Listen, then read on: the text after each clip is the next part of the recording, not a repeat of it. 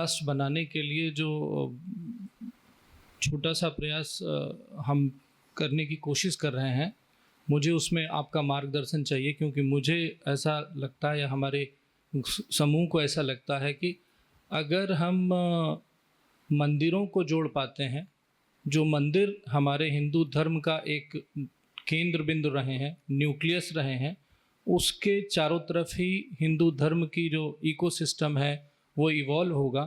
तो अगर मंदिरों को जोड़ने का एक मुहिम चला रहे हैं, कोशिश कर रहे हैं छोटी सी, जिसमें हमारा समूह लगभग 4,500 मंदिरों को, छोटे मंदिरों को जोड़ चुका है। और हमारा समूह जो है साउथ इंडिया के मंदिरों के लिए कोर्ट में केस भी कर रहा है। मेरा आपसे अनुरोध है कि अगर आपको ये उचित लगता है कि ये रास्ता उसी रास्ते की तरफ जा रहा है जिस तरफ आप हमें ले जाना चाहते हैं, तो हम सब मिल कर के क्या कर सकते हैं।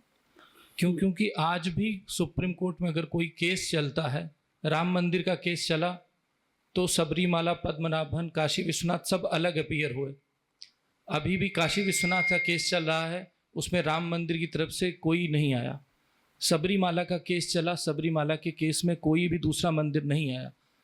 मुझे ऐसा लगता है कि अगर सारे मंदिर एक साथ जुड़ें और कभी भी कोई केस किसी मंदिर के खिलाफ सरकार के द्वारा या किसी के द्वारा होता है, तो अगर सारे मंदिर एक साथ उस केस में कम से कम सिंबॉलिक पार्टिसिपेट करें, जिसके लिए हमारा समूह किसी भी कोर्ट केस के लिए फ्री सर्विस देने के लिए तैयार है, दे रहा है।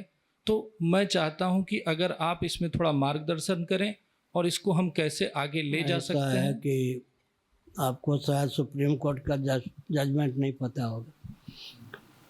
जगन्नाथ मंदिर को लेकर किसी ने केस किया था, उस समय जो सुप्रीम कोर्ट के चीफ जस्टिस थे, उन्होंने मेरे पास सूचना भेजी कि धार्मिक मामला है, इसमें कोई भूल ना हो जाए, आपका जो निर्देश होगा हमारा आदेश होगा। हमने जो संकेत किया वही आदेश बन गया। सेकुलर शासन तंत्र को धार्मिक आध्यात्मिक क्षेत्र में हस्तक्षेप करने का कोई अधिकार प्राप्त नहीं होता। धार्मिक आध्यात्मिक क्षेत्र का नेतृत्व मान्य शंकराचार्यों के पास होता है। अनुगत होकर उसमें सहभागिता का अधिकार ही सेकुलर शासन तंत्र को होता है। दूसरी बात यह है कि राजनीति की परिभाषा पहले स्वस्थ ढंग से होनी चाहिए, उसका अनुगमन करने पर राजनेता होंगे। आजकल जो राजनेता हैं उनको तो राजनीति की परिभाषा का ही ज्ञान नहीं है, अंधेरे में ढेला फेंकते हैं। वैदिक वाङ्मय का अनुशीलन करने पर सुसंस्कृत, सुशिक्षित, सुरक्षित, संपन्न, सेवापरायण, स्वस्थ, सभ्यताप्रद व्यक्ति और समाज की संरचना राजनीति की परिभाषा है। इसमें कौन भूल निकालेगा। सुसंस्कृत, सुशिक्षित, ब्राह्मणों का नाम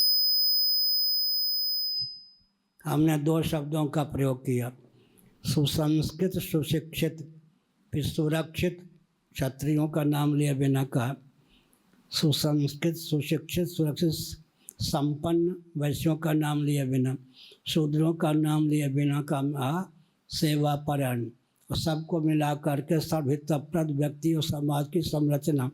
मठ मंदिर को केंद्र बना करके सुसंस्कृत, सुशिक्षित, सुरक्षित, संपन्न, सेवापरायण, स्वस्थ, सभ्यताप्रद व्यक्ति और समाज की संरचना। मठ मंदिर जो हों, शिक्षा, रक्षा, अर्थ और सेवा के द्वार हों, संस्थान हों, तब इनकी उपयोगिता होगी। किसी भी मठ मंदिर की उपयोगिता होगी तो जो नास्तिक कहे जाने वाले व्यक्ति हैं वो भी उसकी उपयोगिता को देखकर आस्तिकता का परिचय देंगे ही।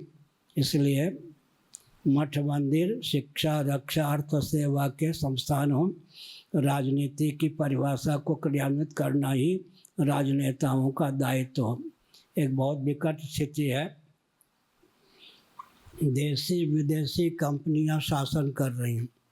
ये जितने नेता होते हैं राजनेता, इनमें शासन करने की क्षमता लुप्त हो चुकी है। अभी एक क्षमता है देशी विदेशी कंपनियों को ठेका देने की।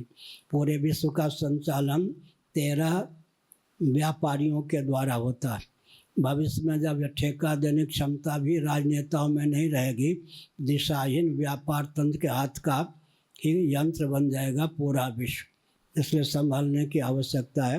राजनेता अपनी क्षमता को विलुप्त कर चुके हैं। इनमें क्षमता नहीं है कि शासन कर सकें, क्योंकि वैदिक वाङ्मय का इनको अध्ययन नहीं है। राजनीति की परिभाषा भी ज्ञात नहीं है। चुनाव की जो प्रक्रिया, उस प्रक्रिया का अवलंबन लेकर जिस प्रकार स्वस्थ शासन होना चाहिए, संभव ही नहीं है। महाभारत में राजधर्म पर्व है। 4 शिक्षाविद ब्राह्मण हों मंत्रिमंडल में, 8 रक्षाविद क्षत्रिय हों, कृषि गौरक्ष वाणिज्य के प्रकल्प को क्रियान्वित करने वाले 21 वैश्य हों, सेवा श्रम के प्रकल्प को क्रियान्वित करने वाले 3 शूद्र हों, 1 सांस्कृतिक मंत्री सूत हों, कैबिनेट मंत्री 7 हों। सारी प्रक्रिया है जिसको हम राजतंत्र कहते हैं। राजतंत्र में लोकतंत्र अपने आप समाहित था। 4 ब्राह्मण, 8 क्षत्रिय, 21 वैश्य, 3 शूद्र, 1 सूत का स्थान था। तो अपने आप लोकतंत्र प्रजातंत्र उसमें था। आजकल लोकतंत्र प्रजातंत्र के नाम पर उन्माद तंत्र है। आ गया।